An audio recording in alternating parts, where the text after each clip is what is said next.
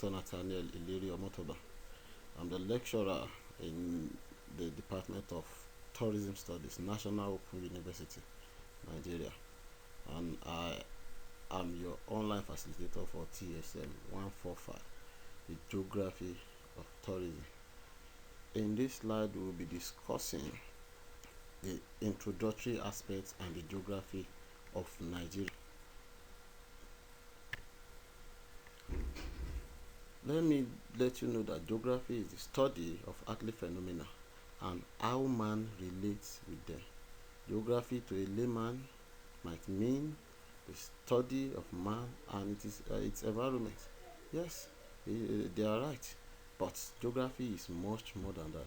That is why geography is the study of area differentiation, of variation at different scales in the environment, in human activities, and in the interaction between the two. Geography is divided into two, namely physical geography and human geography. The physical aspect is further divided into about 4 zones, where we have the lithosphere, the biosphere, the hydrosphere, and the atmosphere. Human geography, which simply means where we live and where we make a living. It has about 4 levels too. We have the family level of interaction, we have the interfamily level of interaction, we have the intercommunity level of interaction, and we have the international level of interaction. Why we are studying this is to know the relationship that exists between geography and tourism. According to Page and Cornell 2006, tourism can be defined as a form of nomadism that encompasses Homo sapiens, which is right and under the right condition enjoyable. According to WTO 1993, tourism encompasses the activities of persons traveling and staying in places outside their usual environment for not more than one consecutive year for leisure, business, and other purposes. The purpose of location of destination, geography, tourism, so to say, is divided into two, namely international tourism and domestic tourism. International tourism in this leaving your nationality, your country of abode, and going to another country for the purpose of tourism. Why the type of tourism you do within the country is termed domestic tourism. Looking at another criteria for classification of tourism, we talk about the products. What do you want to go and do there? What do you see there before you are going there? And as at that, we have as many types as possible. We have the ecotourism, we have cultural tourism, we have religious tourism, we have sport tourism, we have sport tourism, religious tourism, even medical tourism. We have sex tourism, and we have as many other types as possible. Tourism relies so much on geographical elements for its existence, and that is why when you look at the fixtures that tourism use, you realize that they are geographical in nature. I want to talk about the relief and drainage. Relief in the sense that you have the Zuma Rock, which is used as a tourist destination. We have Olumo Rock in Ogun State, a tourist destination. What about drainage? The river, ocean, the different rivers that we have. What of vegetation? Vegetation, we talk about as many areas as possible. How do you even know that the Sambisa forest, used by the deadly Boko Haram, used to be a tourist destination site? Different landforms also fall under that category. We have the weather and climate. Many people want to visit the Jos Plateau because of the weather condition there. We have other human features that this serve as geographical elements that tourism relies so much on. Now, coming to the geography of Nigeria, you know that Nigeria is located between latitude 4 degrees and 14 degrees north and longitude 3 degrees and 15 degrees east. It covers an area of 923,768 kilometers square. It is bounded in the west by Benin Republic, or Republic of Benin, bounded in the north by Niger Republic and Chad, in the east by Cameroon, in the south by the Atlantic Ocean. And the population as of 2006 is 140, approximately 140 million inhabitants. Precisely, it is 142.5 million. By projection, the population as of 2020 is 206 million, 206 million. It has 36 states and the FCT. Here on this slide, you have the map, the political map of Nigeria, and you have all the 36 states and the FCT. Now, Nigeria has various drainage and release systems, and these are categorized under 9. We have the northern high plains, we have the eastern mountain, the western upland, the southeastern lowland, the Enugu scarpland, the western coastline, the Niger Delta, the Niger Benue Valley, the Sokoto Plains, and the Sha Basin. And you have the map showing all this on this slide. Rivers drainage system have their own importance. The very first one on my list here is transportation.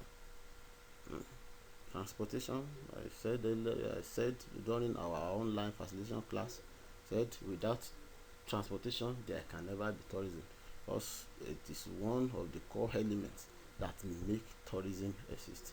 Before you can engage in tourism, you have to travel from one place to the other.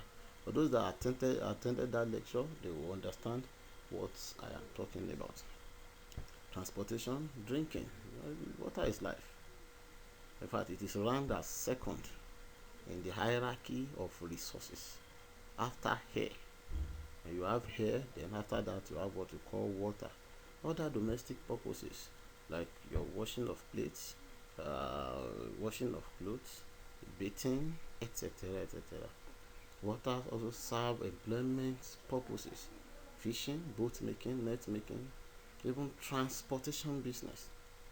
Part of agriculture, the northern part of Nigeria, where irrigation is mostly used, water is a prerequisite. Industrial, it serves industrial purposes as well, making of as many things. Hardly can you see what is being made in our industries without the use of water. Hydroelectric power generation.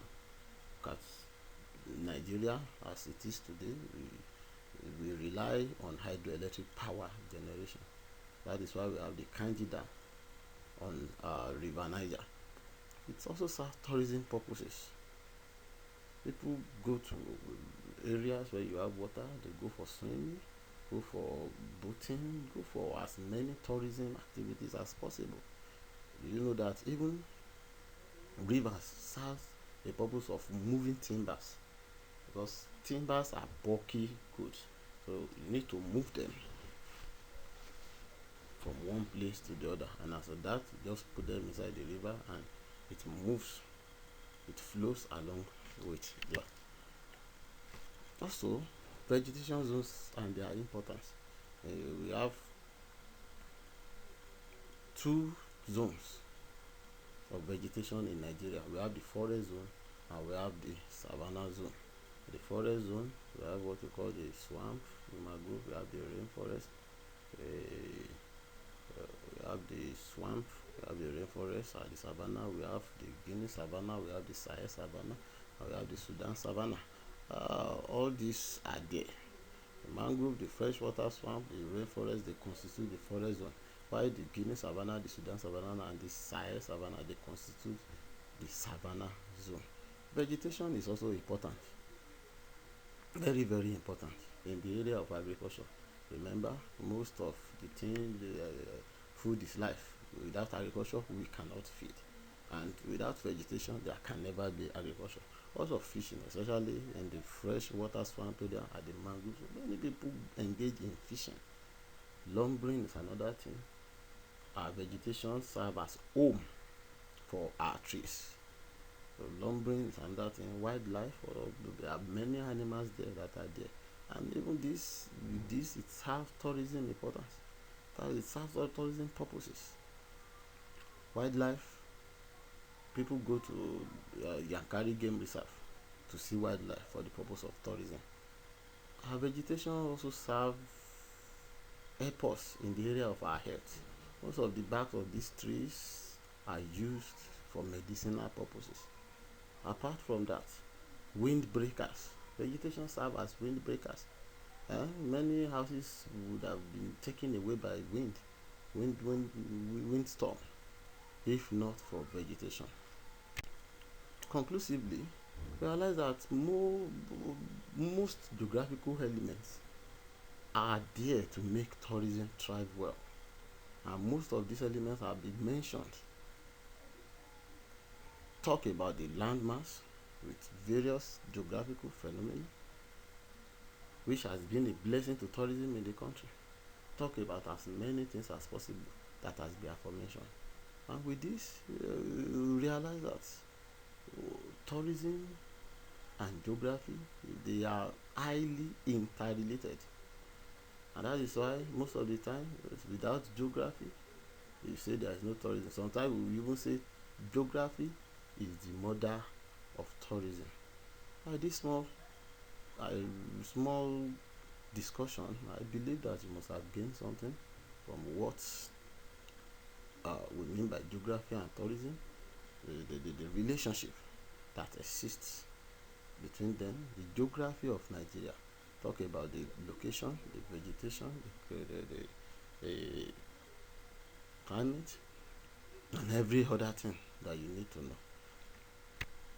For the purpose of assessment, discuss the importance of mineral deposits in Nigeria to the success of our tourism sector. I want you to discuss this. I want you to look at it very well. Mineral deposits, how is it related with tourism? And apart from that, how has it contributed to the success of Nigeria's tourism sector? Thank you, and God bless. I remain my humble self, Dr. Nathaniel Ileri Omotoba. Thank you very much.